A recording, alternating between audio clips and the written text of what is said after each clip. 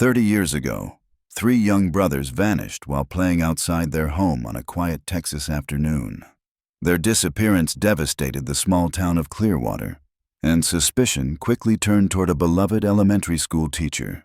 But with no evidence and no bodies, the case went cold.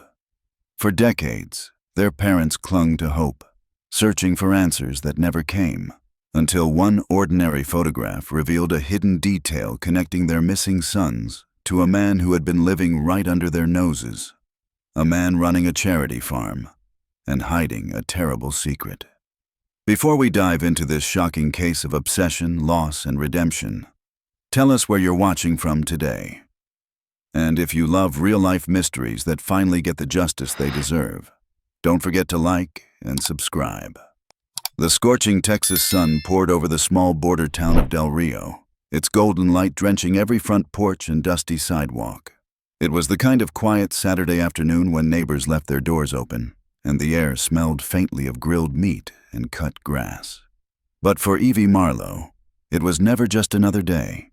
Not since the summer of 1981, when her three identical sons vanished from their own front yard without a sound, leaving behind only their bicycles and a lifetime of unanswered questions.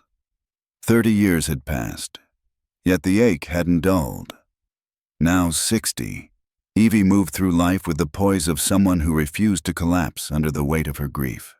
Her husband, Walter, 2 years older, still tried to fill the silences between them with gentle humor, though both knew there were wounds words couldn't mend. That afternoon, they'd been invited to the Rodriguez family's backyard for little Tommy's 8th birthday, a small-town ritual that Evie and Walter never missed. The laughter of children filled the air as a warm breeze rustled through faded party streamers. Evie smiled politely, pretending to listen as her neighbor Martha rambled about tomato plants and late-blooming roses. Then, something shifted. Out of the corner of her eye, Evie noticed a man stepping onto the patio, someone she didn't recognize, holding the hand of a young boy. "Sorry we're late," he said, his voice casual, his smile apologetic. Something came up at home. The boy, all energy and innocence, broke free from his father's grasp and bolted toward the other kids. But as he ran past, the world seemed to tilt on its axis for Evie Marlowe. The child was wearing green checkered overalls with bright yellow straps, the exact outfit one of her sons had been wearing the day he disappeared. The sight struck her like a lightning bolt, sudden, searing, and undeniable. Her heart pounded as she stumbled forward, propelled by instinct rather than reason. Before she could stop herself, she reached out and gently gripped the boy's shoulder. "Where did you get those clothes?" she whispered, her voice trembling. Her fingertips brushed his dark curly hair that looked heartbreakingly familiar. The boy's startled eyes darted up to hers, wide and frightened. He jerked away, running straight back to his father. "Daddy, Daddy!" he cried, his voice high with panic. The man immediately turned, protective instinct flashing in his eyes as he placed a hand on his son's shoulder. "Is everything all right?" he asked, his tone polite but wary. Evie stood frozen, every muscle trembling, her pulse roaring in her ears. "She touched me," the boy said, pressing himself into his father's side. "She scared me." And just like that, the world that had been still for 3 decades began to move again, slowly, dangerously, pulling Evie Marlowe back into the mystery that had defined her life. The man's expression tightened, confusion flickering into protectiveness as he stepped closer. "What's going on here? Why did you grab my son?" His tone wasn't angry, but there was an edge, one any parent would recognize. Evie's lips parted, but her voice failed her. She could only gesture weakly toward the boy's outfit, her hand trembling midair. "Those clothes," she whispered, barely audible. "Where did you get them?" "Excuse me?" the man replied, frowning as he instinctively moved between her and his son. "Ma'am, what's your problem?" Before Evie could find the words, Walter appeared at her side, his presence solid and calming. He placed an arm around her shoulders, sensing the panic radiating off her. Neighbors had begun to drift closer, drawn by the sudden tension. "I'm sorry," Walter said, his voice steady but his hand shaking slightly. My wife didn't mean any harm. His eyes fell on the child, and for a heartbeat, his composure cracked. It's just your boys' clothes. They look exactly like what our sons used to wear. Our triplets went missing 30 years ago, he continued softly, glancing at Evie with pain etched across his face. They had green checkered overalls, yellow straps, long sleeves. The resemblance, it just hit her hard. The crowd's murmuring quieted as Mrs. Rodriguez, the party host, stepped forward. It's true, she said gently to the confused father. The Marlowe boys disappeared back in 1981. It was a tragedy that shook this whole neighborhood. Everyone searched for weeks. The father's stance softened immediately, sympathy replacing suspicion. Oh my God, he said quietly. I'm so sorry. I had no idea. He looked down at his son's outfit, his voice uncertain. I bought these at a department store a while back. I don't even remember when. Evie's eyes were wide, desperate. Please, could I just look at the clothes? She asked, her voice cracking. I just want to see the tag. Maybe it's the same brand. Walter gently pulled her back. Evie, honey, he murmured, his tone tender, but firm. That little boy isn't Lucas or Noah or Gabriel. Let's not frighten him anymore. He turned to the man, his voice heavy with apology. I'm sorry. This has been hard on her for a long time. Mrs. Rodriguez reached out, her hand resting softly on Evie's arm. Evie, sweetheart, you look pale. Maybe you should go home and rest. Walter nodded gratefully. Yes, I think that's best. He thanked their hosts, apologized again to the father and son, and offered a weary smile. The man shook his head. No apology needed. I'm truly sorry for your loss, he said sincerely. We just moved here and thought the party would be a good way to meet people. I had no idea. It's not your fault, Walter said quietly. Thank you for understanding. He guided Evie out of the backyard, his arm around her as they walked the few blocks home through the fading afternoon light. Once inside, Walter eased her onto the sofa and disappeared into the kitchen. A few moments later, he returned with 2 mugs of steaming chamomile tea. He handed one to her, his touch gentle. Evie's eyes shimmered with tears as she took a shaky sip. I didn't mean to scare that little boy, she whispered, her voice breaking. When I saw those clothes, it felt like I was looking at one of them again. Walter nodded, settling beside her, his gaze soft. I know, he said quietly. You had an anxiety attack, that's all. It's okay. But as the steam curled from her cup and silence settled over their living room, Evie couldn't shake the feeling that something wasn't okay, that the past she'd tried to live with for 3 decades was quietly stirring again. I can't forget them, Walter, Evie said, her voice trembling as tears streamed down her cheeks. No matter how hard I try, it's like they're still right here. 30 years had passed, but the pain hadn't aged a day.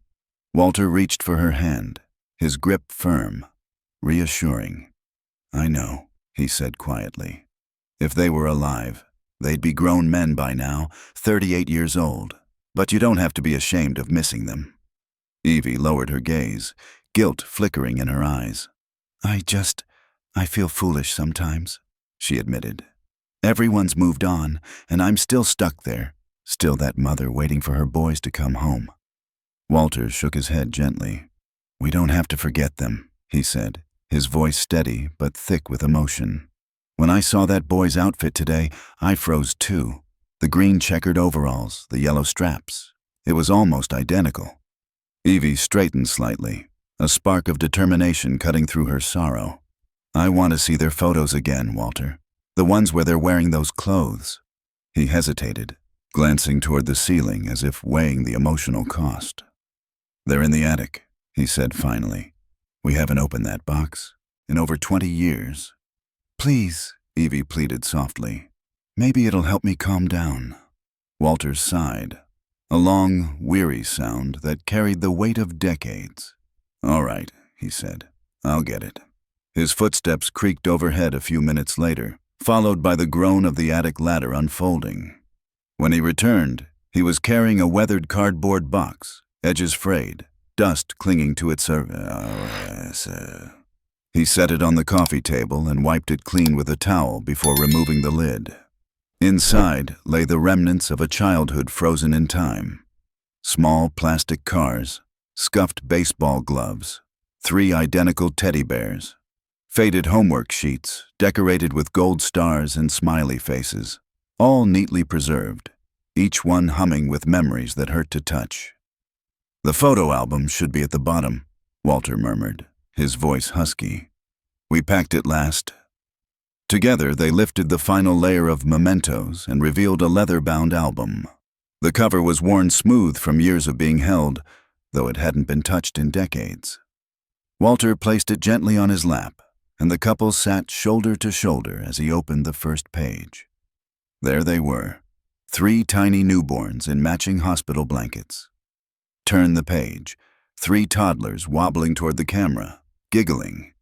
Then birthdays, backyard adventures, and summers at the beach.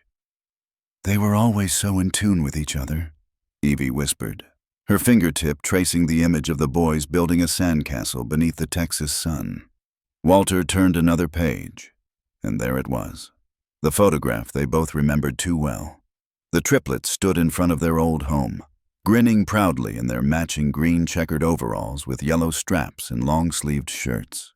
"This was taken the morning they disappeared," Walter said quietly, "just 1 hour before they were gone." Evie leaned closer, studying every pixel of the faded image. "Look, Walter," she said after a moment, her voice thoughtful. "The boy at the party. His clothes weren't identical after all. The green was lighter, newer. The pattern was thinner." Walter nodded slowly, exhaling the breath he didn't realize he'd been holding. "You're right," he said softly.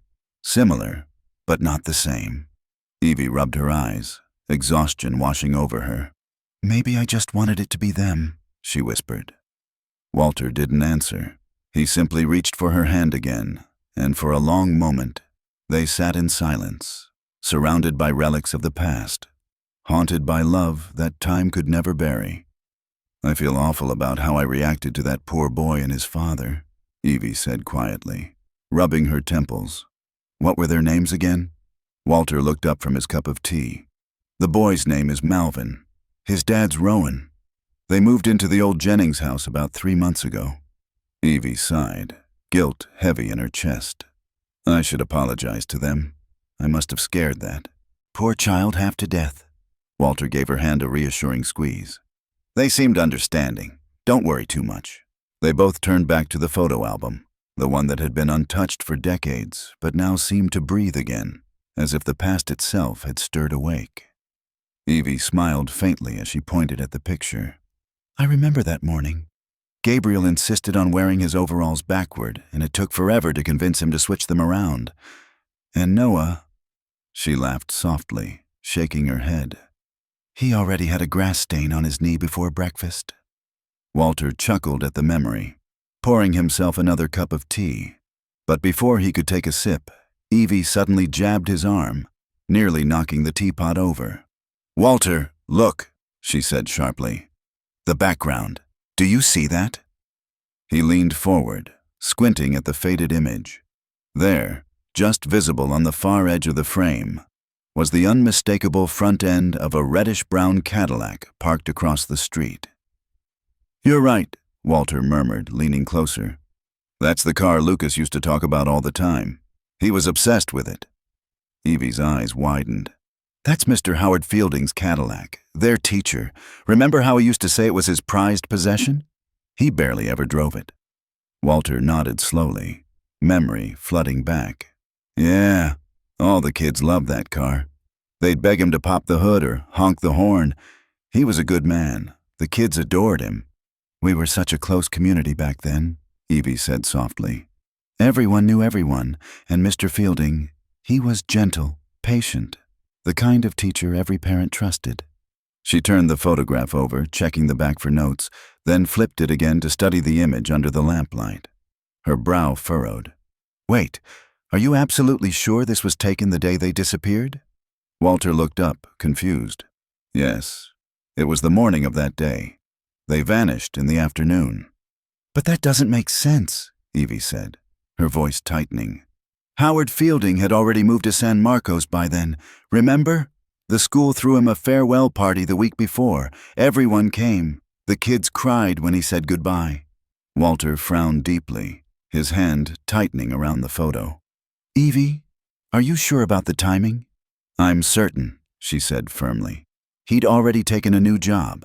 So, if this picture really was taken that morning… She trailed off, her pulse quickening. Then, what was his Cadillac doing there? A long silence fell between them.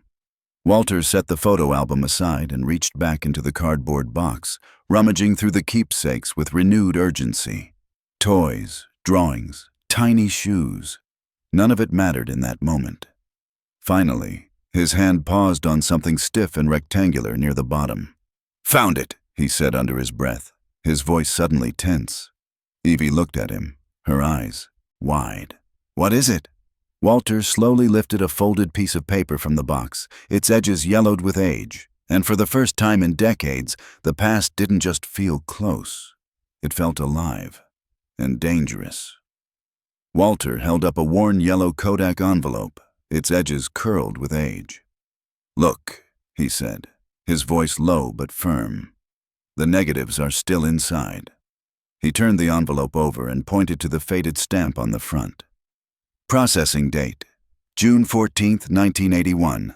That's 2 days after they disappeared. This proves it.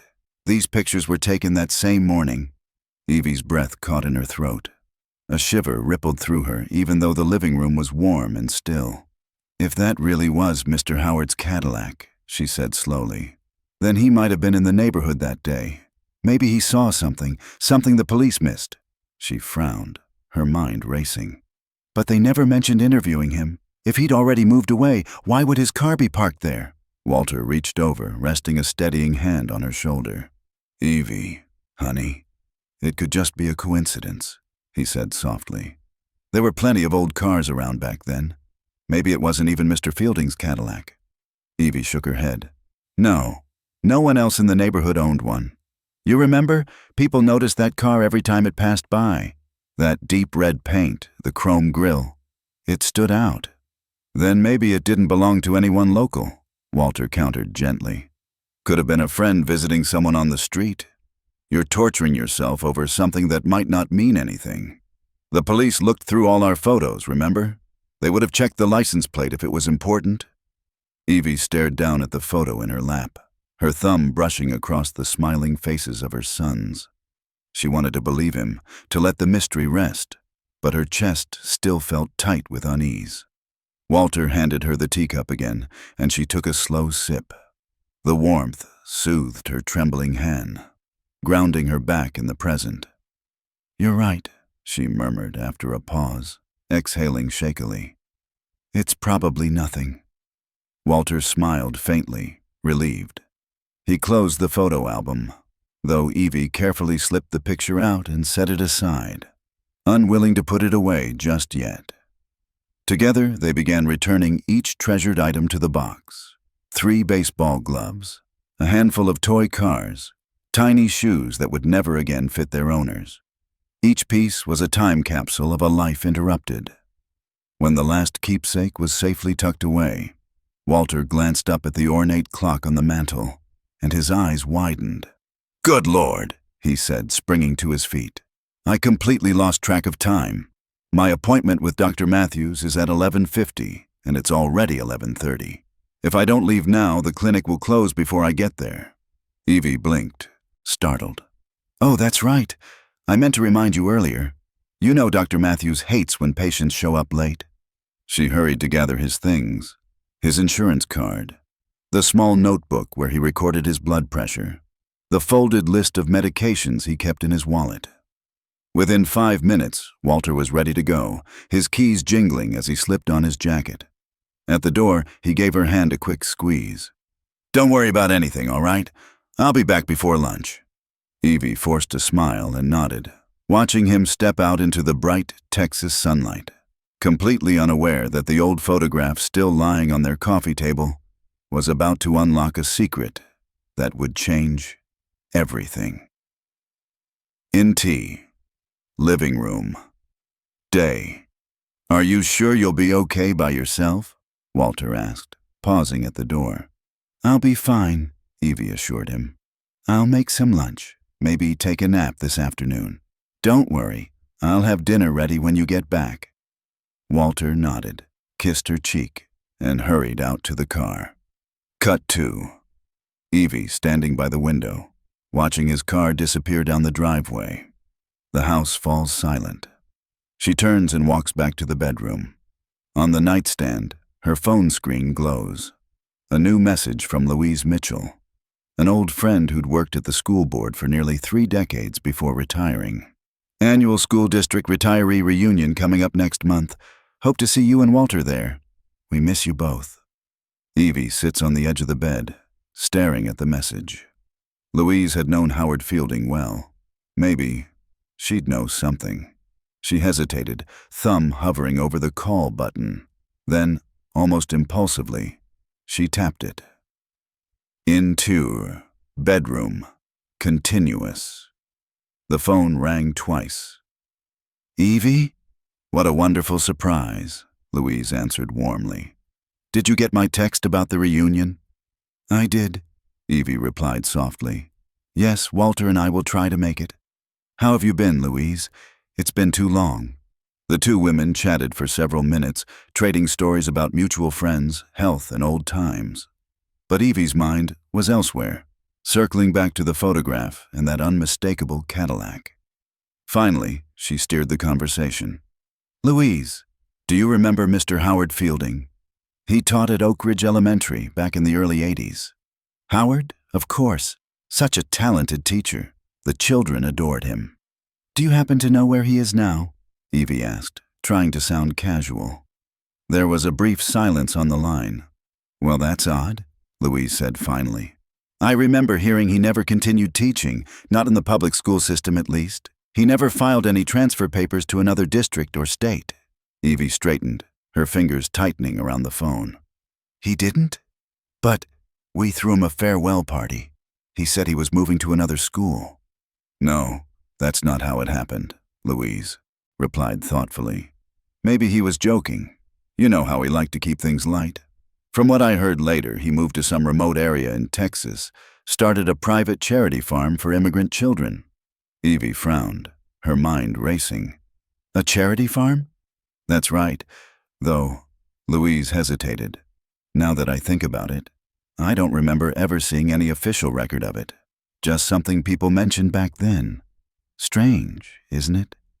Evie's eyes drifted to the photo on her nightstand, the one with the boys smiling, the sunlight behind them, and that reddish-brown Cadillac parked across the street. Her voice dropped to a whisper.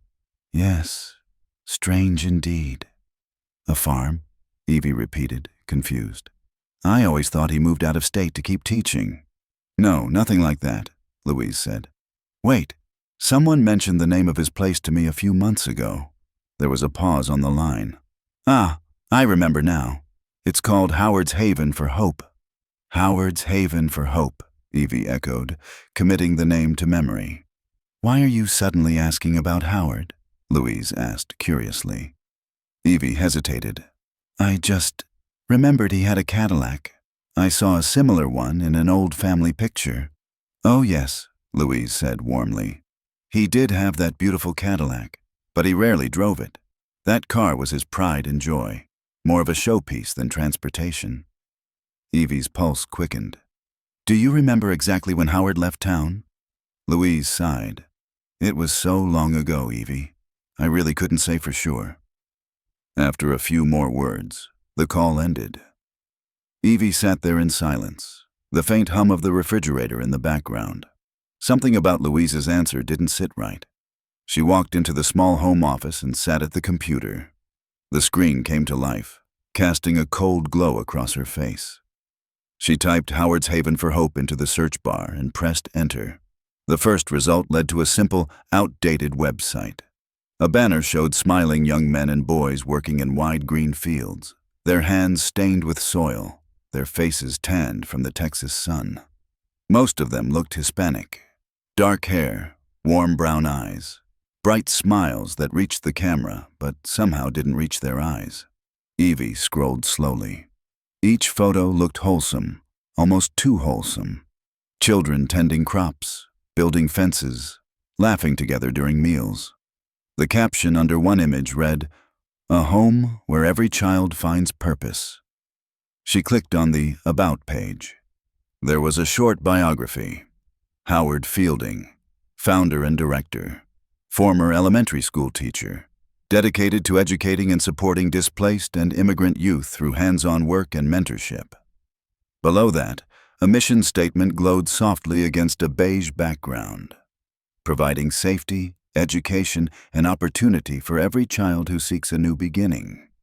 Evie leaned closer, frowning. The text felt too polished, too careful. Something was missing. No phone number, no donation link, no recent updates. Just an address and an old photo of Howard standing beside a barn, smiling proudly with his hands on the shoulders of two young boys. Her eyes drifted to the clock on the desk. 11:45 a.m. Walter's appointment had started at 11:50. If she left now, she could reach the farm in about 90 minutes. Plenty of daylight left. Her fingers hovered over the phone before she finally dialed Walter. "Walter, how's your appointment going?" she asked, trying to sound casual. "I'm still in the waiting room," he said. "Why? What's up?"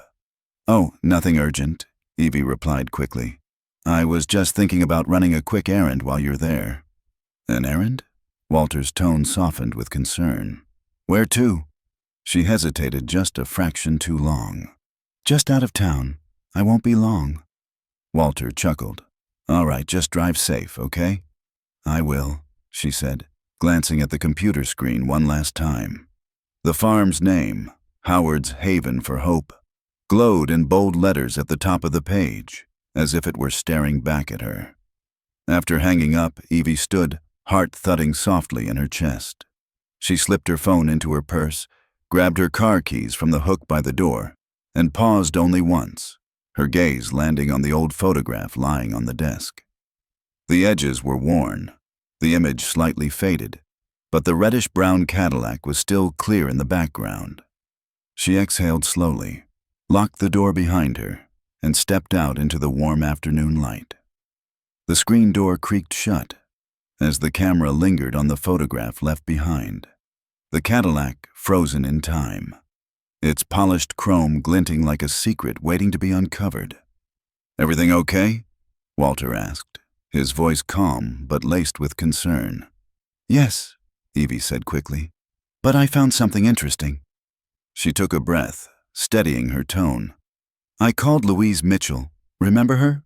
From the school board? She told me Howard didn't move to another district after all. He started some kind of farm in Texas. It's called Howard's Haven for Hope. I'd really like to go there today, Walter. Would you come with me?" There was a brief silence on the line. She could almost hear him exhale. "I don't know, Evie," he said carefully. "I'm a little worried about you. You seem fixated on this Cadillac thing. Maybe this isn't the best time to dig into the past again." "I'm fine," Evie assured him softly, though the tightness in her chest betrayed her words. "It's not about obsessing. If there's even a small chance I could understand what happened, or simply reconnect with an old friend, I need to see it through. The farm looks genuine, Walter. Maybe it's time we got some closure." Walter hesitated, then sighed in surrender. "All right, but let's do this the right way. We should call first, let him know we're coming." "I tried," Evie said. "There's no phone number listed, only an email.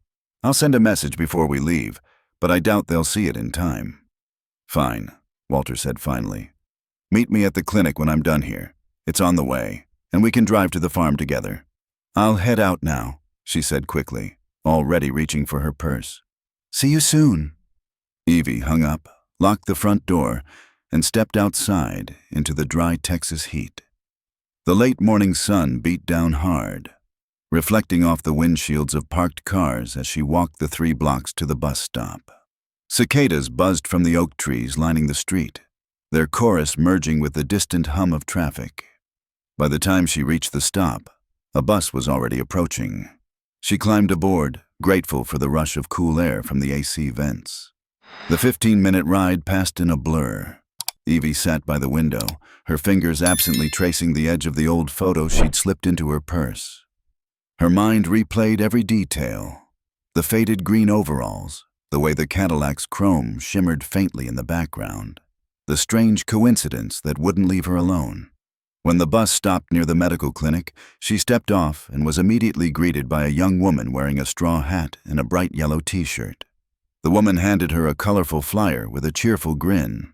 "County Agricultural Fair this week," she announced before moving on to the next passenger. Evie glanced at the flyer as she walked toward the clinic entrance. It advertised a week-long agricultural event featuring livestock shows, local produce, crafts, and competitions.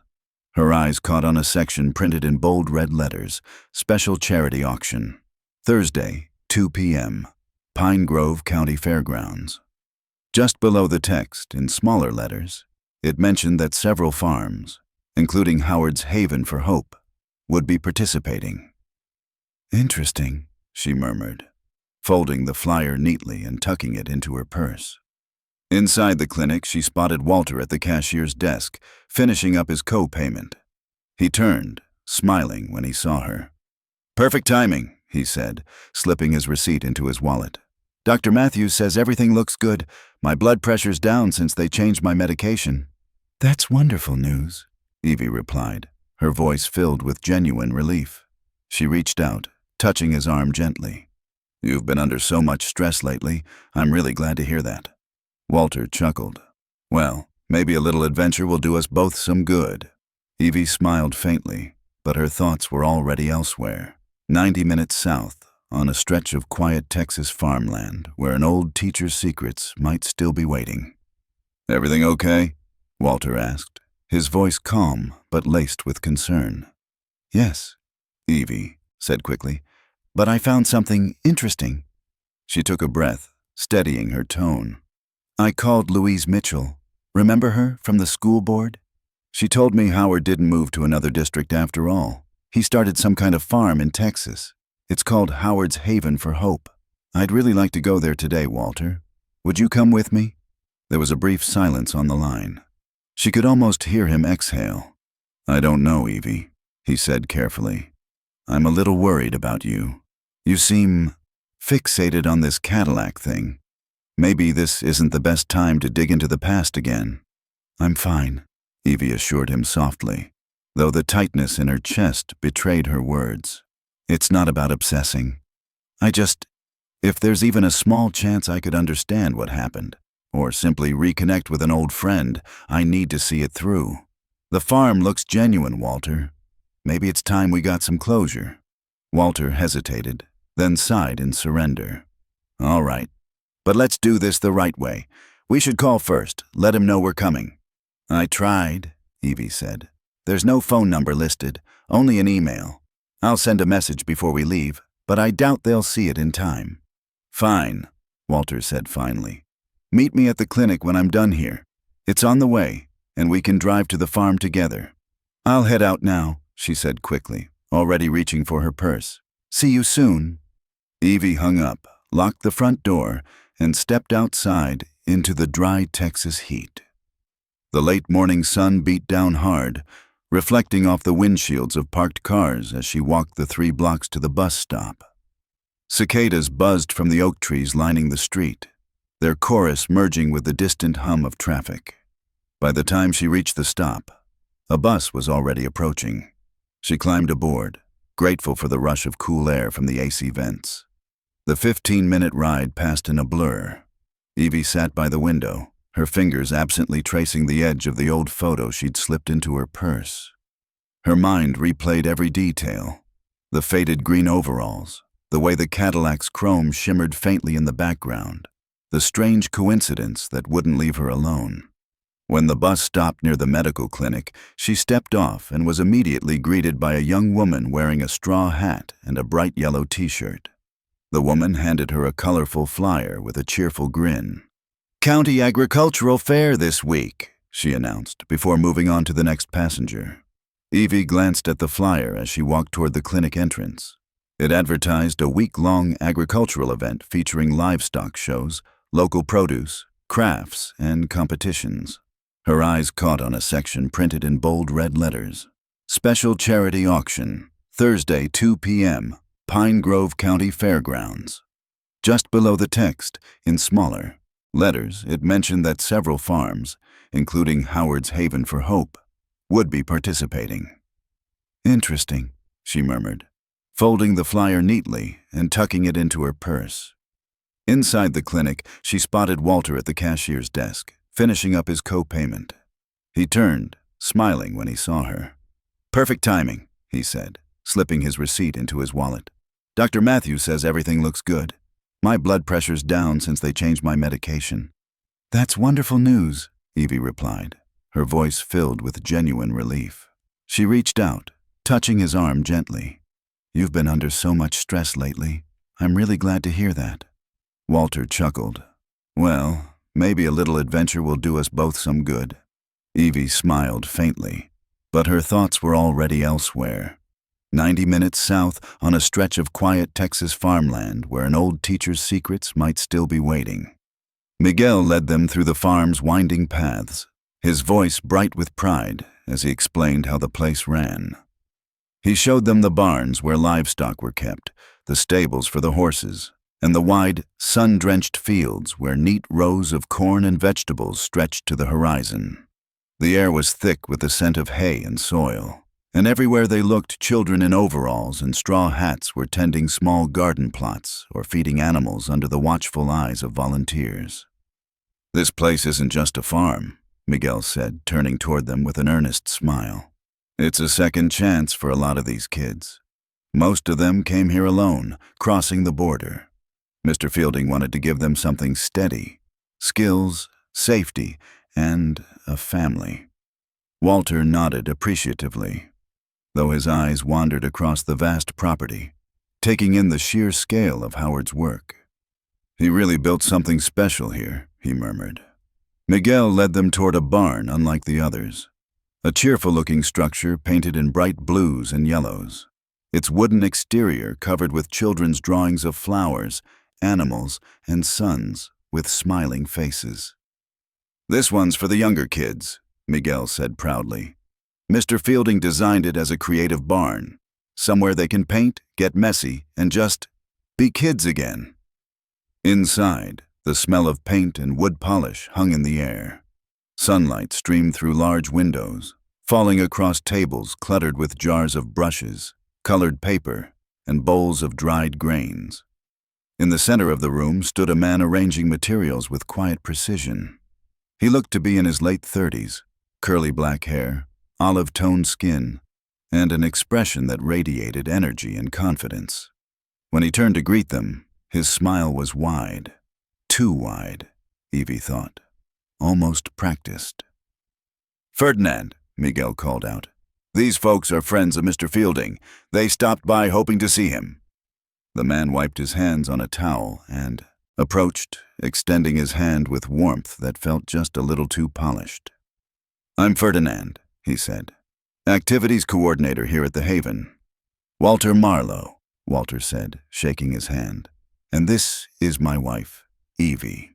"Nice to meet you both," Ferdinand said smoothly. "I was just setting up some activity tables for next week's visitors, potential donors, investors, that sort of thing. We're hoping to expand our outreach, maybe open another branch if things go well." He moved around the tables with brisk, confident motions, explaining how each station helped the children learn coordination and creativity. "I've been here for most of my life," he said, his voice softening. "Mr. Fielding took me in when I was 6. My parents were gone, and he saved me, gave me everything."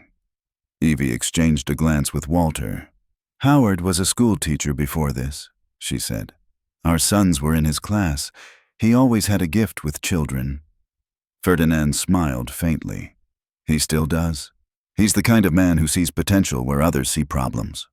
Evie's gaze drifted toward one of the barn walls. It was covered in art, hundreds of drawings and crafts pinned up in uneven rows. Crayon suns, painted horses, messy collages made from dried oats and leaves. But one drawing stood out, a meticulously detailed image of a red Cadillac, its surface covered in tiny grains of rice arranged like mosaic tiles. "That Cadillac," Evie murmured, stepping closer. "I remember that car. It was Howard's pride and joy."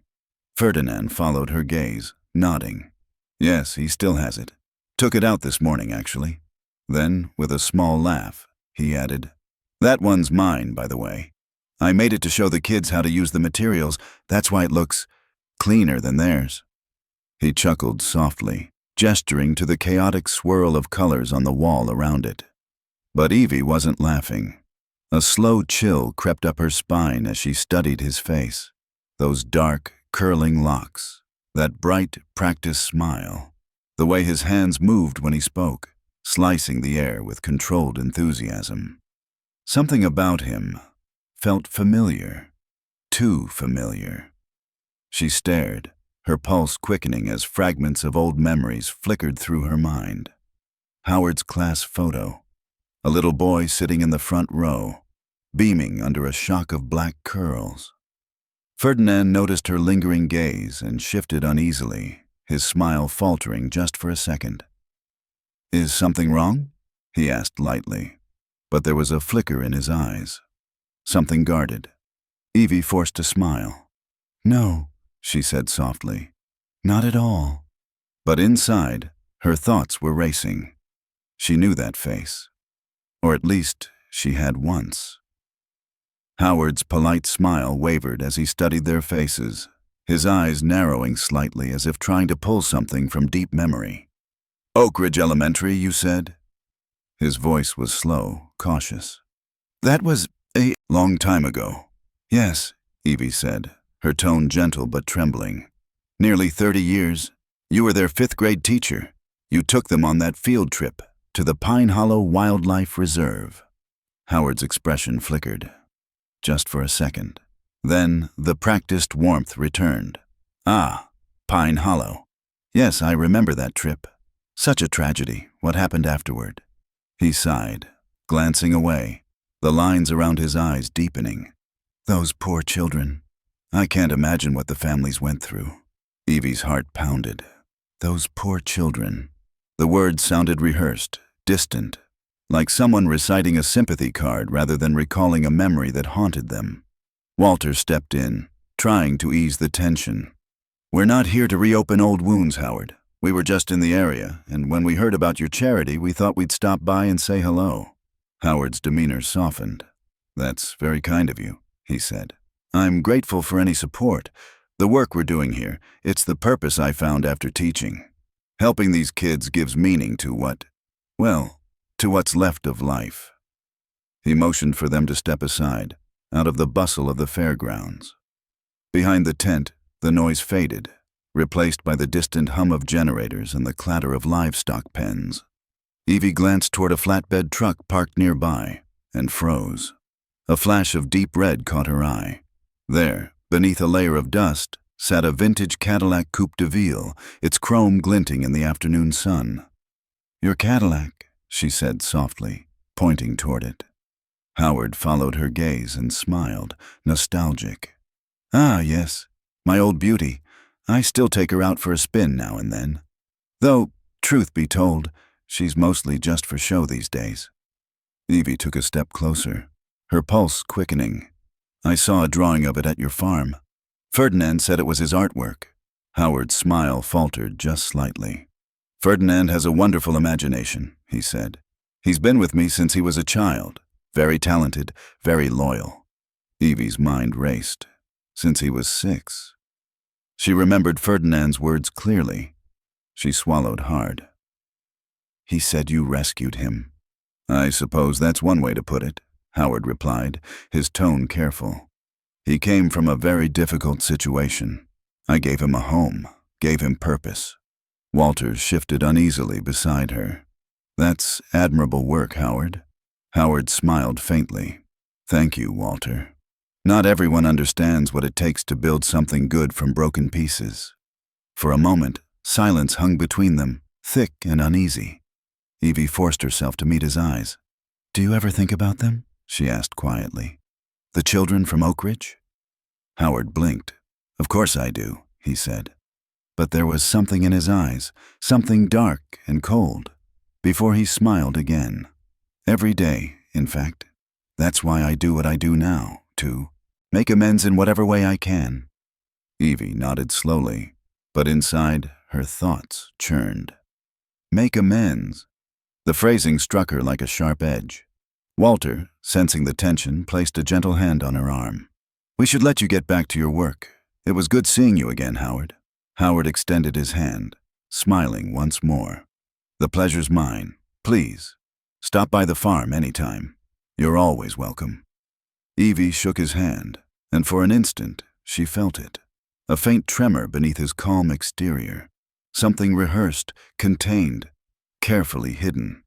As they walked back toward the fair's parking area, the hum of voices and laughter around them felt distant, muffled. Walter glanced sideways. You okay? Evie didn't answer at first. Her eyes lingered on the Cadillac gleaming in the sun. Then softly, she said, That man knows something, Walter. I could feel it. He's hiding something about those children, about Lucas. Walter's expression tightened. Evie. She turned to him, her voice low but certain. I'm not leaving this alone. Not this time. Howard's voice was low but sharp, the easy warmth gone. They were here, he said into his phone. Yes, both of them. No, I didn't say anything. Just pack up fast and make sure the boys are ready for the performance. His back was to them, but the edge in his tone made Evie's stomach twist. She glanced at Walter, who was busy adjusting his hat against the afternoon glare, unaware of what she'd heard. Her pulse quickened as they walked toward the small stage at the far end of the fairgrounds. Children in matching denim overalls and bright green shirts were lining up, their laughter carrying faintly through the hot Texas air. A banner above the stage read, Howard's Haven for Hope presents Seeds of Tomorrow.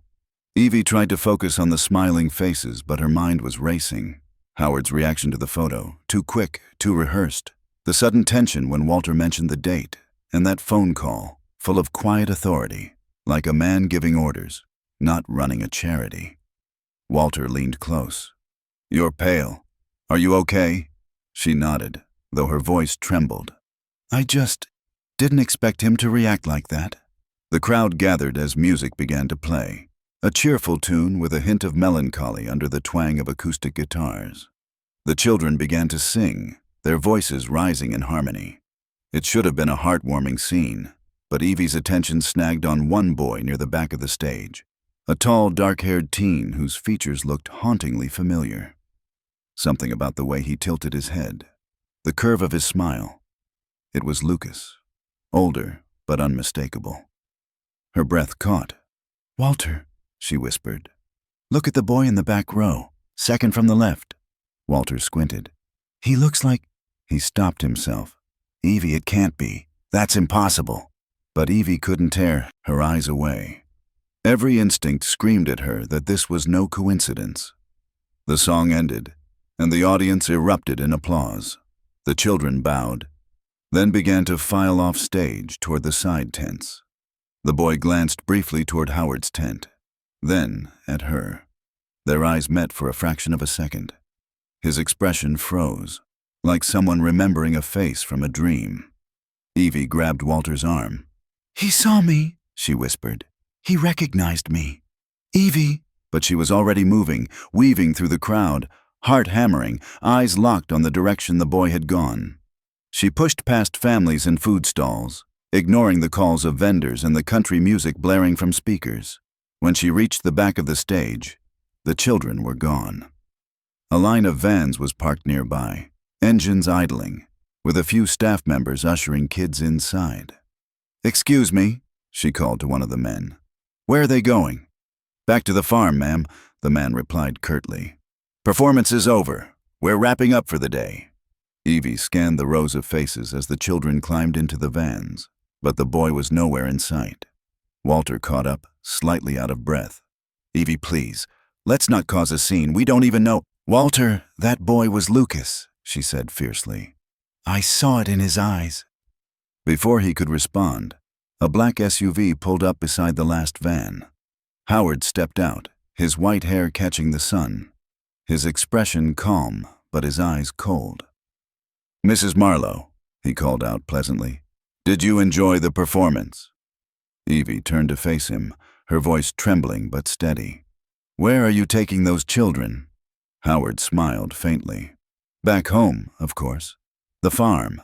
They're part of our program." Her jaw tightened.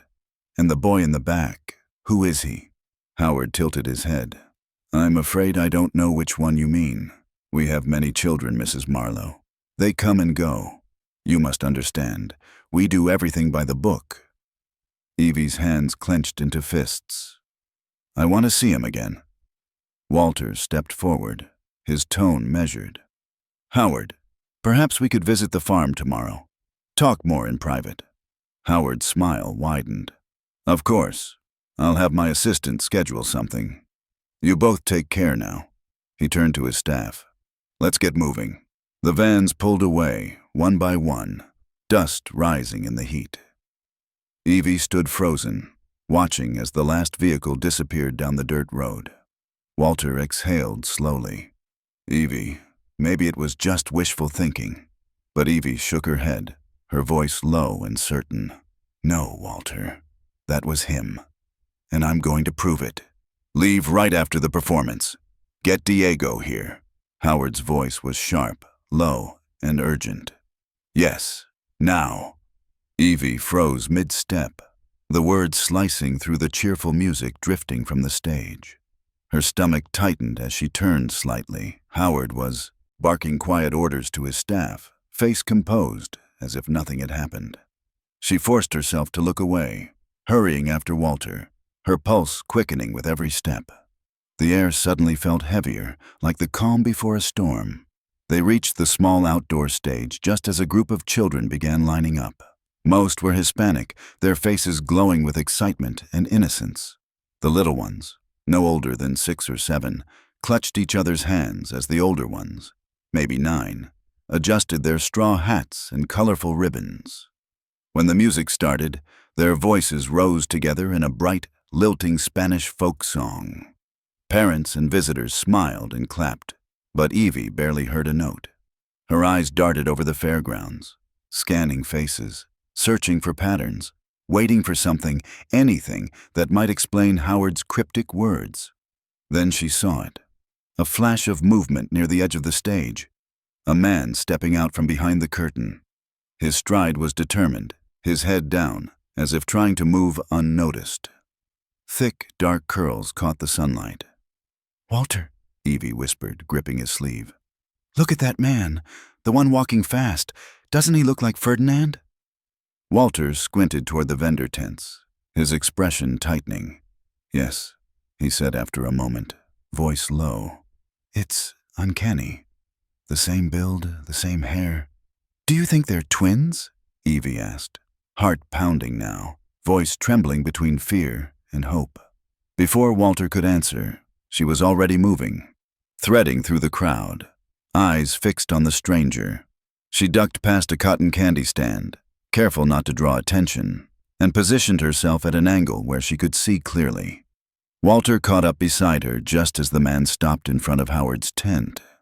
There he was, talking rapidly with Howard, both men standing close. Then, the man turned slightly. Evie's breath hitched. The profile was unmistakable. Ferdinand's mirror image. The same sharp jawline. The same expressive eyebrows. The same quick gestures when speaking. "That must be Diego," Evie whispered. "The one Howard called on the phone." Walter's face had gone pale, his eyes locked on the two men. Evie's voice trembled. "The way they move, Walter. The smiles. What if they're not just workers?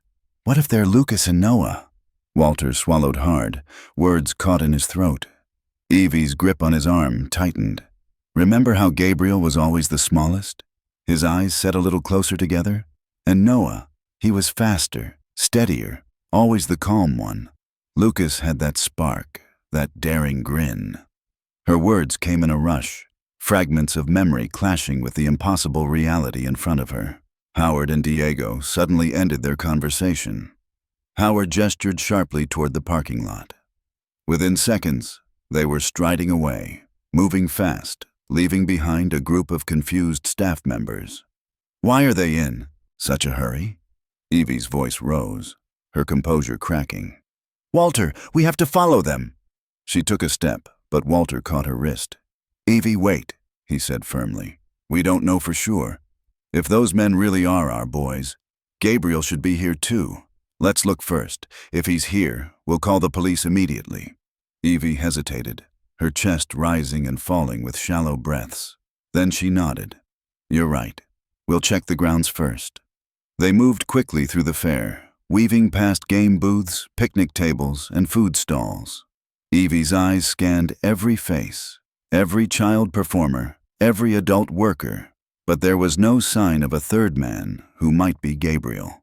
"Maybe we're wrong," Walter said quietly, though the doubt in his voice betrayed him. Evie didn't respond. She just stared toward the direction Howard and Diego had gone, her hands trembling. Deep down, she knew this was no coincidence.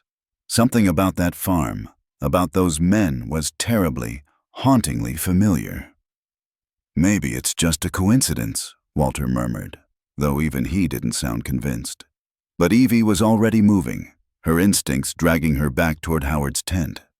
Most of the area was deserted now, the fair winding down, and only a single staff member remained.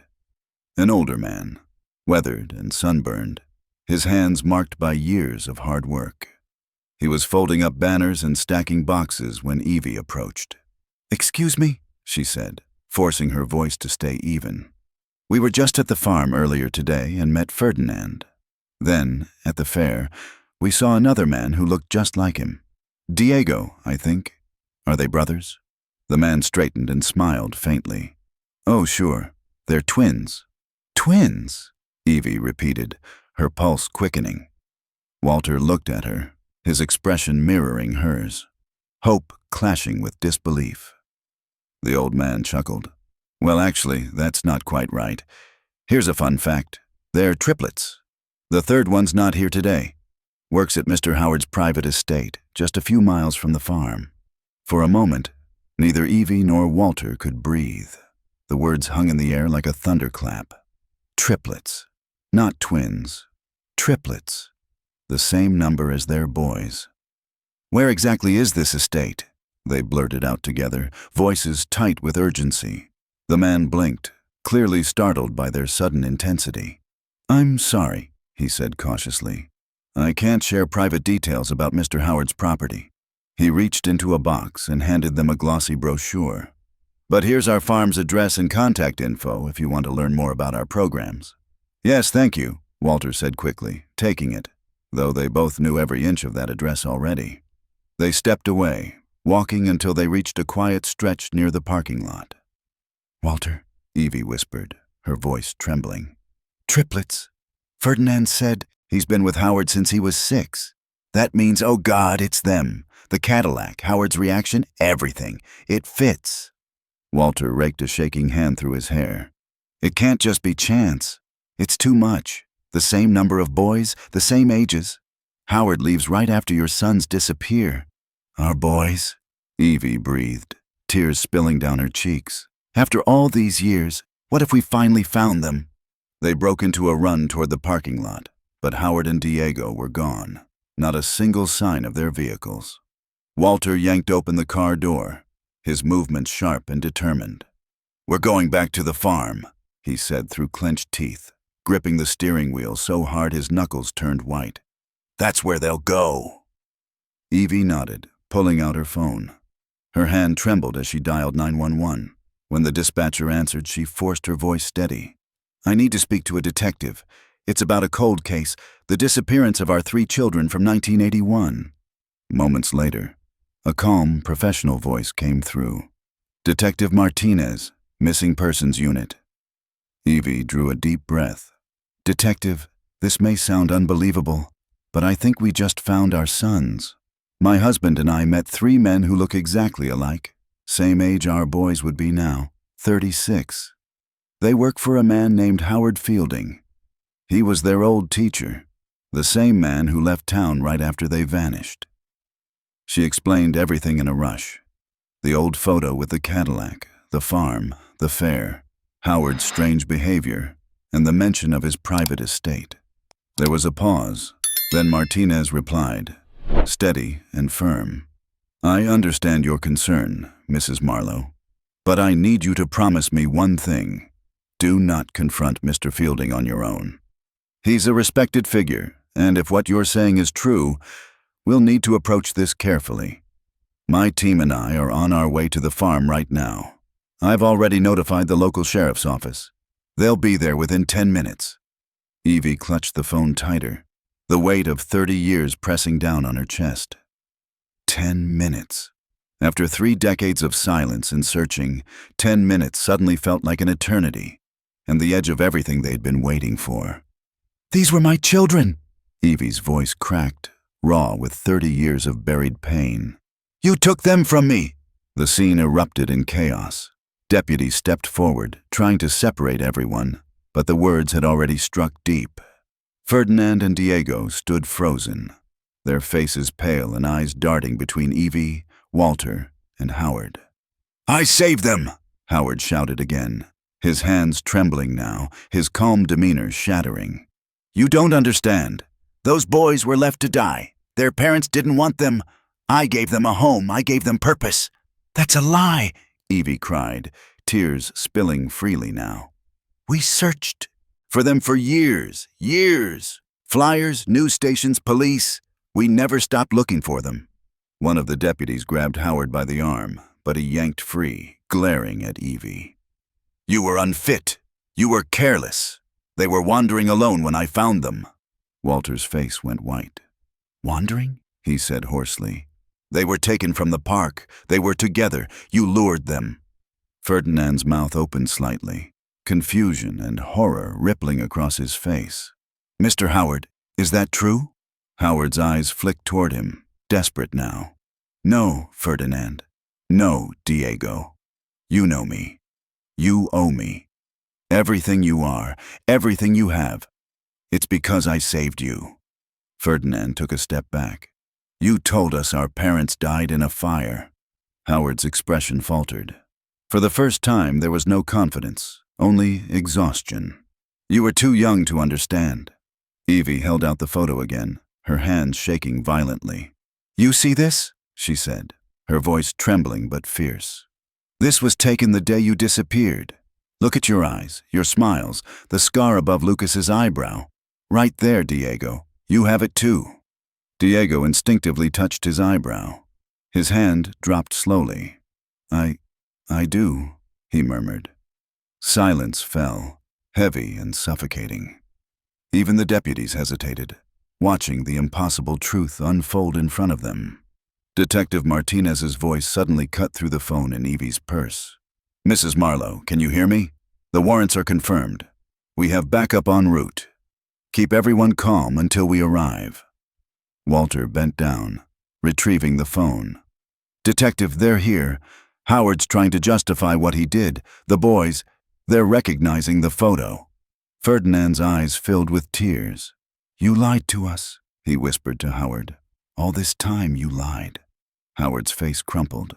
You don't understand. I raised you. I kept you safe. I gave you everything. No, Diego said, his voice breaking. You took everything. The deputies moved in then, two restraining Howard as he shouted incoherently, his voice echoing across the fields. Evie collapsed to her knees, sobbing as Ferdinand and Diego stood frozen in shock. Walter knelt beside her, wrapping his arms around her trembling frame. It's them, she gasped between tears. Walter, it's really them. Howard's furious protests faded as the deputies led him toward a patrol car. Ferdinand took a hesitant step forward. Mrs. Marlowe, he said softly. His voice shook. If what you're saying is true, then we're your sons? Evie looked up at him, at the curls, the familiar eyes, the faint scar that matched the one she'd kissed so many times before bedtime. She reached out a trembling hand, barely able to speak. "Lucas?" He didn't answer. He just fell to his knees before her, and she pulled him into her arms. For the first time in 30 years, she held her son again. Behind them, the flashing lights painted the fields red and blue, the sirens a haunting song of justice and reunion long delayed. "He's asking to see you," the officer said gently over the phone. Evie's hand went to her mouth. For a moment, she couldn't breathe. Walter took the phone from her trembling fingers. "Where is he?"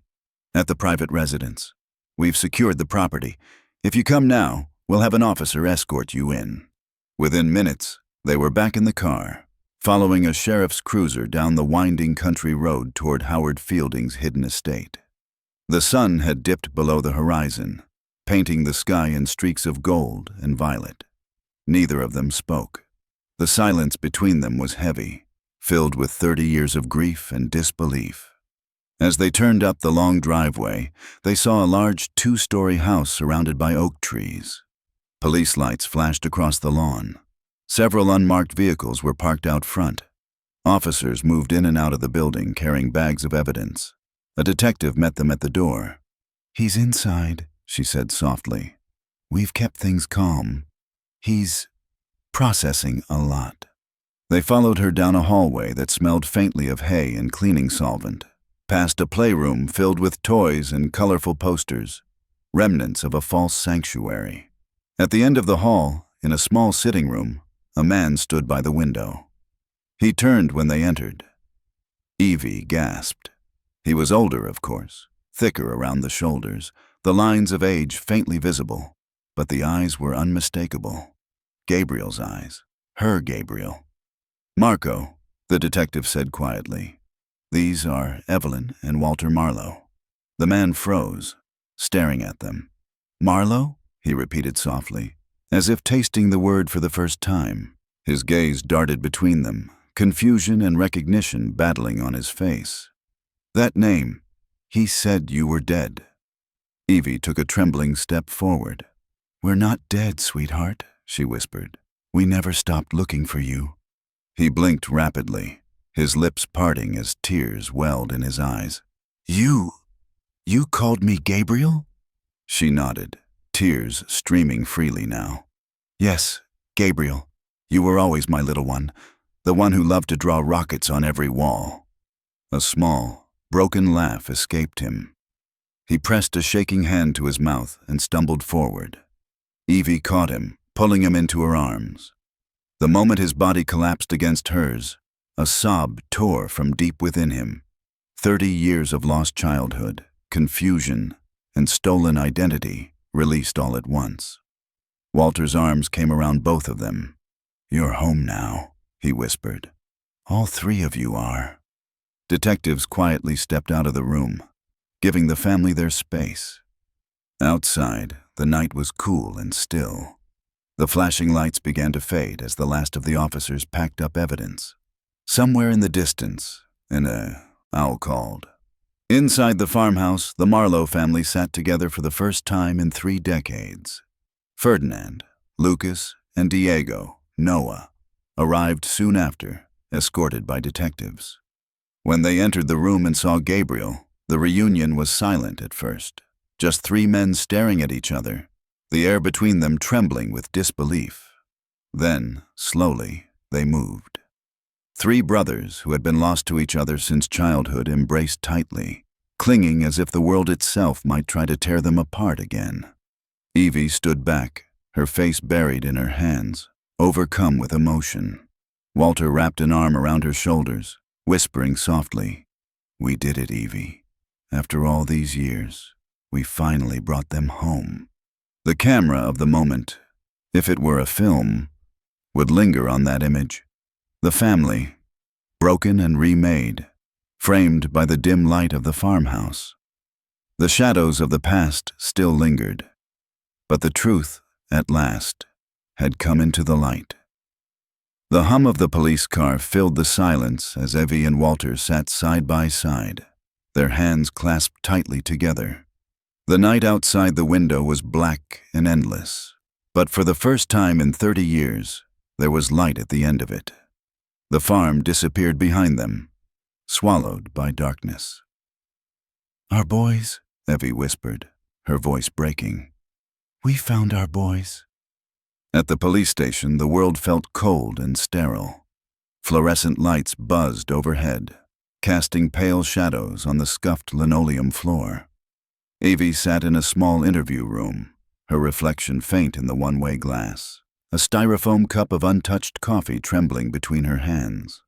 Across from her sat Detective Martinez, her recorder quietly blinking red. "Whenever you're ready," she said softly. Evie nodded.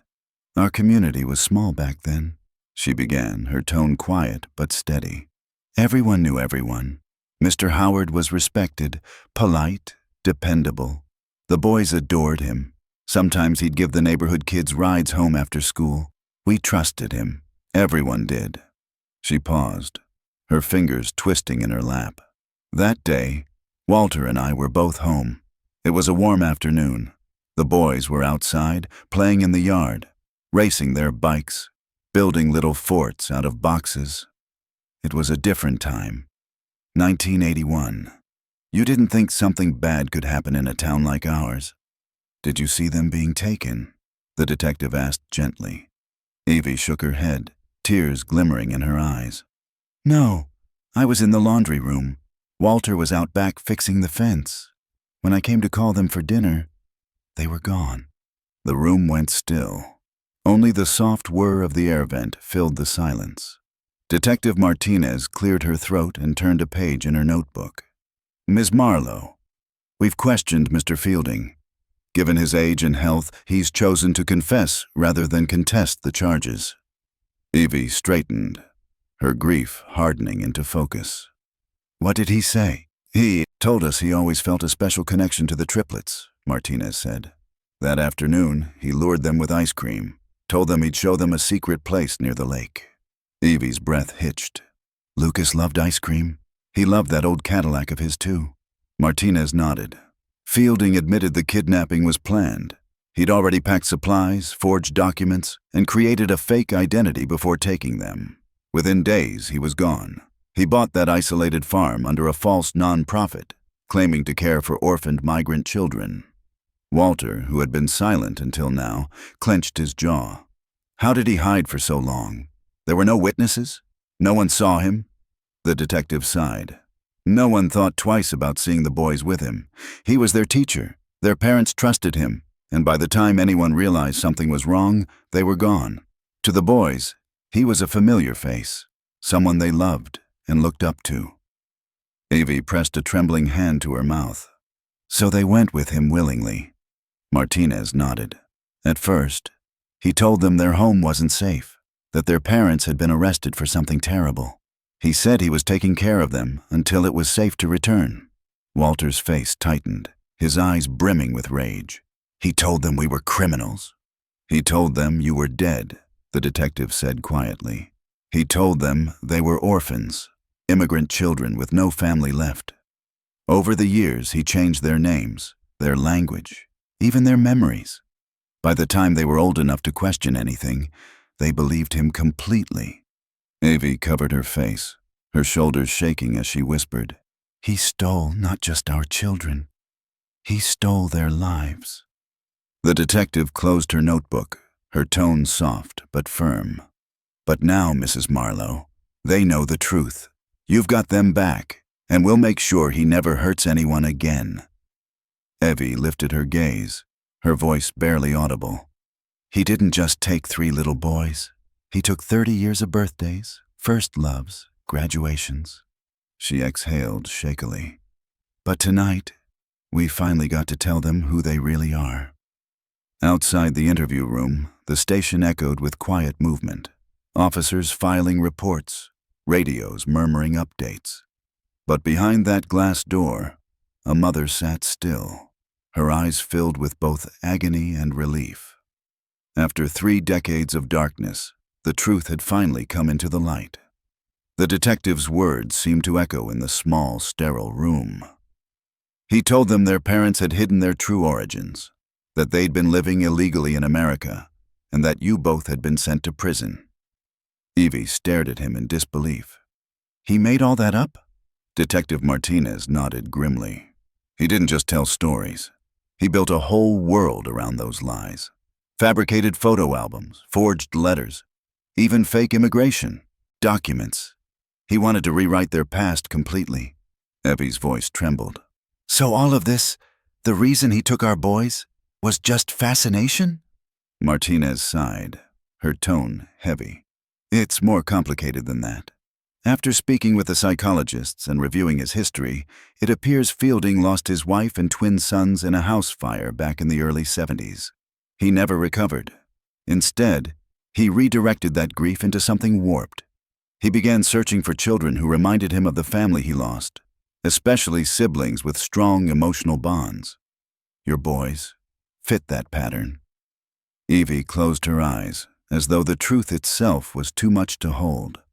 The room felt smaller, the air thicker. Walter reached over, gripping her hand. So he convinced himself they were his sons? The detective nodded. In his mind, yes. He believed he was saving them, giving them a new identity, a new life. But in doing so, he destroyed yours. Silence settled over the room, broken only by the low hum of the fluorescent lights. Finally, Walter spoke, his voice gravelly. What happens now? Fielding will face multiple charges, Martinez said, standing. Kidnapping, child abuse, false imprisonment, identity fraud. The list goes on. As for the children found at his residence, they're being evaluated. Most are malnourished, traumatized, but safe. We're working to identify each one and reunite them with their families. He paused, a faint softness returning to his voice. But I think there are 3 people who've waited long enough to see you. Evie's heart seemed to stop. Martinez opened the door and murmured something to an officer outside. A moment later, the door opened wider, and there they were. Ferdinand, Diego, Marco, or rather, Lucas, Noah, and Gabriel. They hesitated in the doorway, unsure of how to cross the invisible distance that 30 years had carved between them.